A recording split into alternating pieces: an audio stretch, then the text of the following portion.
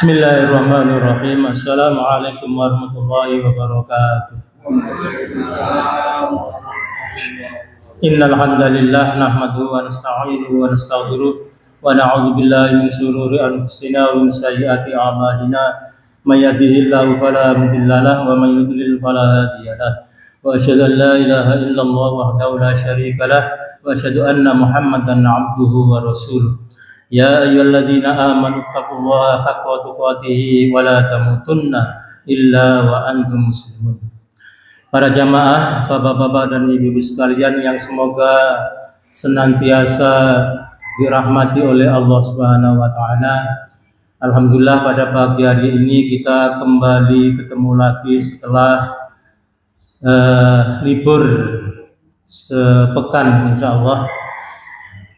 Dan pada kesempatan pagi hari ini saya ingin sampaikan untuk mengingat kembali hal yang sangat mendasar dan hal yang tentu sangat penting untuk kita ketahui, kemudian kita bisa mengambil hikmahnya. Para jamaah, sebagai ilustrasi, sebagai pendahuluan, kalau ada orang tua kemudian menginginkan anaknya jadi seorang dokter, orang tuanya berkehendak untuk menjadikan anaknya sebagai seorang dokter dengan berbagai usaha, terus kemudian kok anak itu nurut dan jadi dokter, tentu orang tua itu senang sekali. Begitu pula kalau ada orang tua ingin jadi anaknya menjadi ustadz, terus kemudian dengan segala upaya orang tuanya itu mengarahkan, membiayai dan sebagainya sehingga anaknya nurut menjadi ustadz, tentu orang tuanya senang. Tetapi sebaliknya, kalau orang tuanya itu menginginkan anaknya jadi ustadz, kemudian ternyata tidak nurut, anaknya itu malah suka narkoba, malah menjadi preman dan sebagainya, tentu orang tuanya itu murka, ngenes. Nah, pada kesempatan pagi hari ini, bapak-bapak dan ibu sekalian, saya ingin sampaikan sesuatu yang belum pernah saya sampaikan selama saya di Mojokerto ini, sudah hampir 2 tahun. Belum pernah ini saya sampaikan. Nah, yang saya sampaikan ini adalah sesungguhnya para jamaah, yang dikehendaki oleh Gusti Allah itu apa sebenarnya itu. Mungkin ada yang lupa, mungkin ada yang belum tahu, mungkin ada yang sudah tahu di antara para jamaah ini. Sebenarnya apa yang dipengeni Gusti Allah itu apa? Nah, ini yang ingin saya sampaikan supaya kita ini bisa memenuhi keinginan Gusti Allah itu. Kalau bisa memenuhi atau berusaha ke arah itu, tentu Allah akan mencintai kita. Dan sebaliknya para jamaah, kalau kita itu tidak mau mengikuti kehendak, keinginan Gusti Allah, tentu Allah itu akan murka. Nah, pada kesempatan pagi hari ini, insya Allah, kalau nututi waktunya, saya sampaikan 3 pokok yang diinginkan, yang dikehendaki oleh Gusti Allah itu, yang menciptakan kita. Ada 3 hal pokok garis besar yang diinginkan oleh Allah itu kepada kita, kepada hamba-hambanya. Para jamaah, yang pertama adalah sebelum 50.000 tahun Allah menciptakan langit dan bumi, itu Allah sudah menulis di Lauh Mahfudz sana. Sebelum 50.000 tahun menciptakan bumi dan langit. Beliau mencatat, Gusti Allah mencatat, ya, si A begini, si B begini, dan seterusnya. Yang ini akan menjadi laki-laki, yang ini akan menjadi perempuan. Sudah ditulis. Yang ini nanti kulitnya hitam, yang ini nanti kulitnya putih. Sudah ditulis oleh Allah. Itu ketetapan Allah. Yang ini nanti cantik orangnya, yang ini nanti tidak cantik. Itu namanya ketentuan Allah, ya, sebelum azali. Itu yang dinamakan dengan takdir. Itu yang dinamakan dengan takdir. Lah, keinginan Gusti Allah itu kepada ketetapan Allah itu, para jamaah, apa? Apa? Kita harus rela menerima takdir itu. Itu yang pertama. Harus rela kita itu. Tidak boleh protes. Tidak boleh bertanya-tanya kepada Allah, ya Allah, mengapa engkau aku jadikan begini? Wajahku kok begini? Ya Allah, mengapa engkau jadikan aku ini kok tidak menjadi orang yang kaya raya? Tidak ada pertanyaan yang harus dilontarkan kepada Allah Subhanahu wa taala. La yas'alu wa hum yus'aluna. La yus'alu amma yaf'alu wa hum yus'aluna. Itu surat nomor 21 ayatnya ayat 23. La yus'alu amma yaf'alu wa hum yus'alun. La yus'alu, Allah itu tidak ditanya oleh siapapun. Wes sak karepe dhewe. Tidak bisa didemo, tidak bisa diprotes. Kita harus menerima terhadap ketetapan Allah yang sudah zaman dulu ditulis. Ya. Dan para jamaah, lalu kita ini bagaimana kalau tidak bisa demo, tidak bisa protes kepada Gusti Allah? Lalu bagaimana kita ini, sikap kita ini?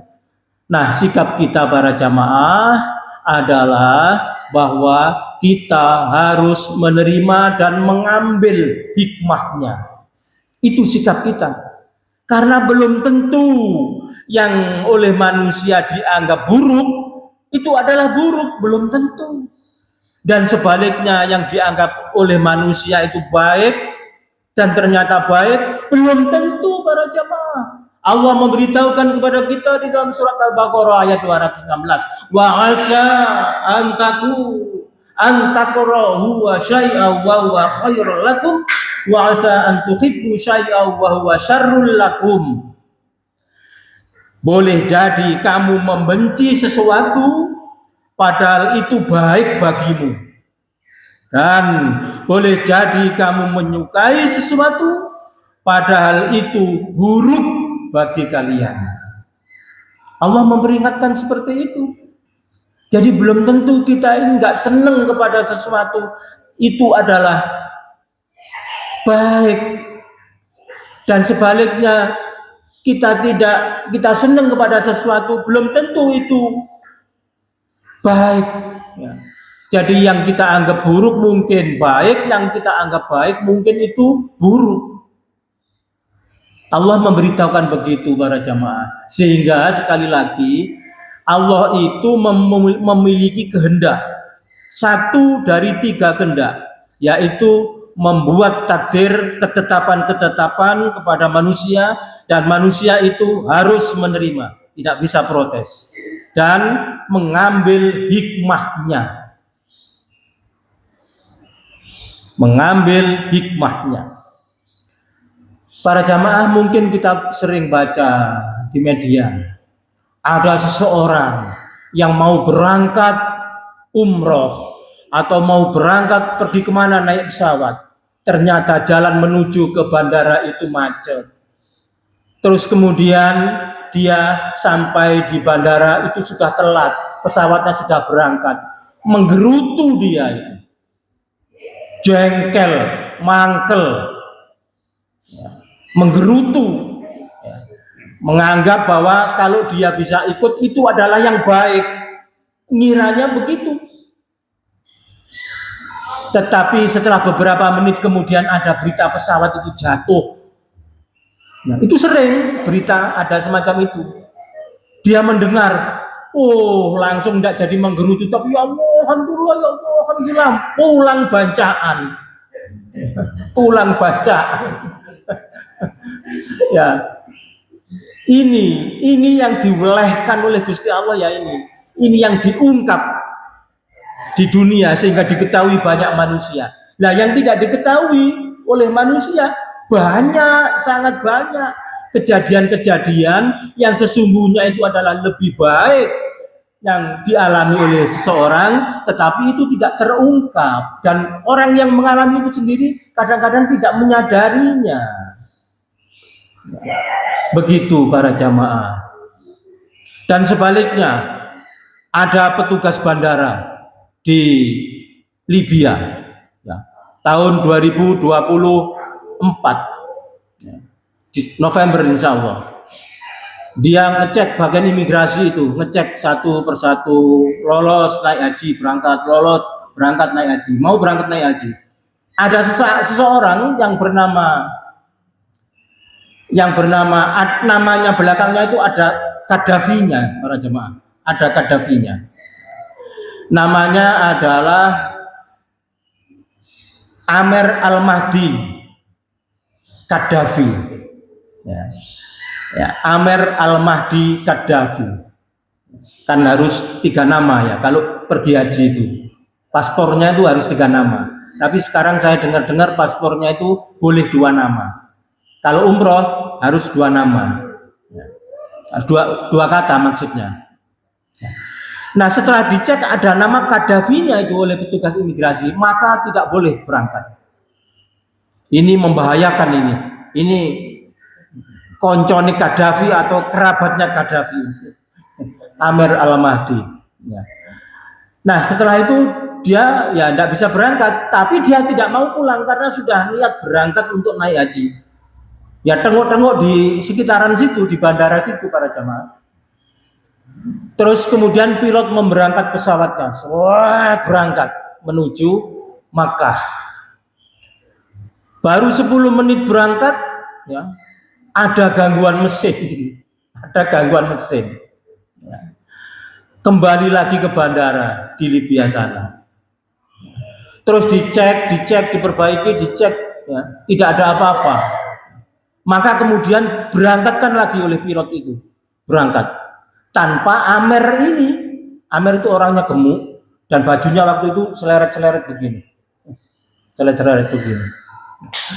Berangkat lagi, setelah sekitar 10 menit ada terasa gangguan lagi, kembali lagi ke bandara di Libya itu. Amer masih tunggu di situ, tidak mau pulang karena sudah berniat haji dia itu. Amer itu orang laki-laki gemuk gitu. Terus kemudian para jamaah, pilotnya itu ya, memberi pengumuman.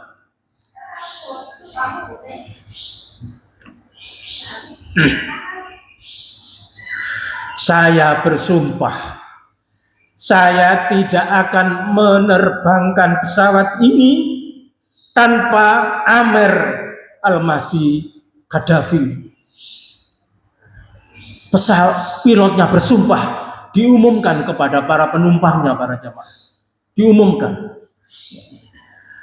Maka kemudian diuruslah itu, ucapan itu, terus kemudian dicari-cari orang yang namanya Amer dan ternyata masih di situ, dan kemudian diberangkatkan oleh petugas imigrasi yang Amer ini masuk dalam pesawat. Kemudian pilot baru mau memberangkatkan pesawat dan kemudian berangkatlah pesawat itu menuju sampai di Mekah. Para jamaah, ini takdir, ketetapan Allah Subhanahu wa taala. Jadi petugas imigrasi itu menganggap akan terjadi keburukan. Dikiranya buruk, ternyata adalah baik. Bisa berangkat pesawat itu dengan aman. Kalau tadi ketinggalan pesawat dianggapnya itu baik, kemudian menjadi tidak baik, ternyata dia itu mendapatkan kebaikan.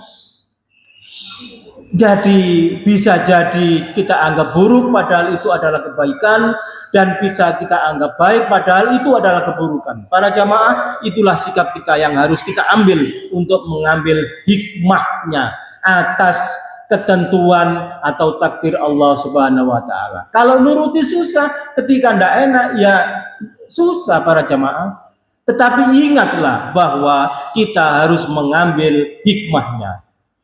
Anak saya dulu ketika kelas 3 SD umur 9 tahun sudah kena kanker dan diobati dengan apapun nggak bisa, akhirnya meninggal pada 1 tahun kemudian kena kanker getah bening. Laki-laki SD kelas 3. Terus 3 tahun yang lalu istri saya masih umur 60 tahun juga kena kanker liver sini, membengkak dan akhirnya juga meninggal dunia. Apakah itu harus kita sesali? Tidak, tetapi kita ambil hikmahnya. Kita ambil hikmahnya. Saya menjadi semakin ingat terhadap kematian. Semakin sering ingat kepada kematian. Dan semakin baik menurut saya, semakin baik ibadah-ibadah saya dibandingkan dengan sebelum-sebelumnya. Itu hikmah. Nah, para jamaah, kemudian yang kedua, ada 3. Yang kedua adalah ketetapan Allah itu begini. Yang kedua, keinginan Gusti Allah itu begini. Allah itu menciptakan langit dan bumi. Ya, menciptakan langit dan bumi. Keinginan Gusti Allah itu, langit dan bumi itu jadikanlah sebagai eksperimen untuk berbuat sesuatu, sebagai tempat untuk mencari makan. Tanah di sana di sini jadikan itu untuk tanaman-tanaman yang memberikan kemanfaatan kepada sesama. Itu keinginan Gusti Allah yang kedua. Ayatnya surat Al-Imran ayat 190 dan 191. Inna fi khalqis samawati wal ardi wa ikhtilafil laili wan nahari la ayatin lil albab alladzina yadhkuruna Allaha qiyaman wa qu'udan wa 'ala junubihim wa yatafakkaruna fi khalqis samawati wal ardi rabbana ma khalaqta hadza batila subhanaka faqina 'adzabannar. Rabbana ma khalaqta hadza batila subhanaka faqina 'adzabannar. Jadi bagi orang-orang yang berpikir, albab yang berpikir, dia mengatakan, ya Allah, Engkau jadikan dunia ini tidaklah sia-sia. Jadi maksudnya Allah membuat dunia ini adalah untuk dimanfaatkan, bukan untuk disia-siakan. Banyak orang punya tanah di hutan sana, di hutan sini, itu disia-siakan. Tidak dipakai untuk apa-apa. Nah, tetapi Allah yang dikehendaki adalah untuk tanaman yang bisa dimakan oleh sesama, menanam kurma zaman Rasulullah Shallallahu Alaihi Wasallam. Allah menurunkan dari langit zat-zat besi, ya, besi itu di dalam surat Al-Hadid ayatnya ayat 25. Allah menurunkan besi, itu manfaatkan, gunakan, itu adalah untuk keperluan apa saja. Begitu Allah di dalam surat Al-Hadid ayat 25, wa anzalnal hadida fihi ba'san syadida wa manafi'u linnas. Ya. Kami menurunkan besi yang mempunyai kekuatan hebat dan berbagai manfaat bagi manusia. Nah, itu keinginannya Allah. Salah satu contoh, besi, belum air, belum udara, belum ini, belum itu. Nah, manfaatkanlah itu semua. Kita mungkin mempunyai halaman yang sedikit di sebelah, dimanfaatkan. Allah menciptakan sesuatu itu tidak sia-sia. Apakah itu nyamuk, apakah dan sebagainya. Nah, itu kehendak Allah yang kedua. Manfaatkan. Ya. Terus para jamaah, saya singkat saja. Yang ketiga, yang terakhir, apa yang dikehendaki oleh Allah? Nah, yang dikehendaki oleh Allah adalah kita ini agar beribadah agar taat kepada Allah dan taat kepada Rasulnya. Ini yang ketiga. Sudah keinginan Allah itu hanya 3 ini sebenarnya. Tapi kalau dijabarkan ya luas banget. Jadi yang ketiga itu para jamaah, bahwa kita ini dikehendaki oleh Allah untuk taat kepada Allah dan Rasulnya. Ketika diajak kepada ketetapan-ketetapan syar'i yang ditetapkan oleh Allah, maka kita ini yang kita sampaikan sami'na wa ata'na. Begitu. Ya Allah, saya nurut, saya ikut, saya dengar ya Allah. Apa yang Engkau tetapkan, syar'i, syariat yang Engkau tetapkan, aku ikuti ya Allah. Begitu jawaban kita ini seharusnya. Tetapi banyak di luar sana yang menjawabnya tidak seperti itu, tetapi berlawanan dengan itu. Sami'na wa hasoina, saya mendengar ya Allah, tapi saya tidak mau nurut. Itu orang-orang di luar kita para jamaah. Itu suratnya surat Al-Ahzab ayat 33. Ayatnya ayat 36. Wa ma kana li mu'minin wala mu'minatin idza qadallahu wa rasuluhu amran ayyakuna lahumul khiyaratu min amrihim wa may ya'sillaha wa rasulahu faqad dhalla dhalalan mubina. Tidaklah pantas bagi mukmin dan mukminat apabila Allah dan Rasulnya telah menetapkan suatu ketentuan, akan ada pilihan yang lain bagi mereka tentang urusan mereka. Tidak boleh ada ketentuan lain selain menggunakan ketentuan Allah. Siapa yang mendurhakai Allah dan Rasulnya, sungguh dia tersesat dengan kesesatan yang nyata. Begitu para jamaah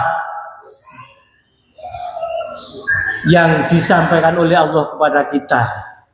Jadi kalau Allah sudah menetapkan seperti itu di dalam Al-Quran dan dimuat dalam hadis-hadis yang disampaikan oleh Rasulullah, maka tidak ada lain kecuali kita mendengarkan dan mengikutinya sekuat tenaga sesuai dengan kemampuan kita tentunya. Nah para jamaah, inilah secara singkat yang bisa saya sampaikan apa yang dikehendaki Allah kepada hamba-hambanya itu. Jadi ada tiga. Yang pertama mengambil hikmah dari ketetapannya, takdir. Kemudian yang kedua mengambil manfaat dari ciptaannya Allah. Dan kemudian yang ketiga adalah sami'na wa ata'na, ikut taat kepada Allah dan Rasulnya. Mohon maaf kalau ada khilaf. Saya akhiri, subhanakallahumma wa bihamdika asyhadu an la ilaha illa anta astaghfiruka wa atubu ilaik. Wassalamualaikum warahmatullahi wabarakatuh.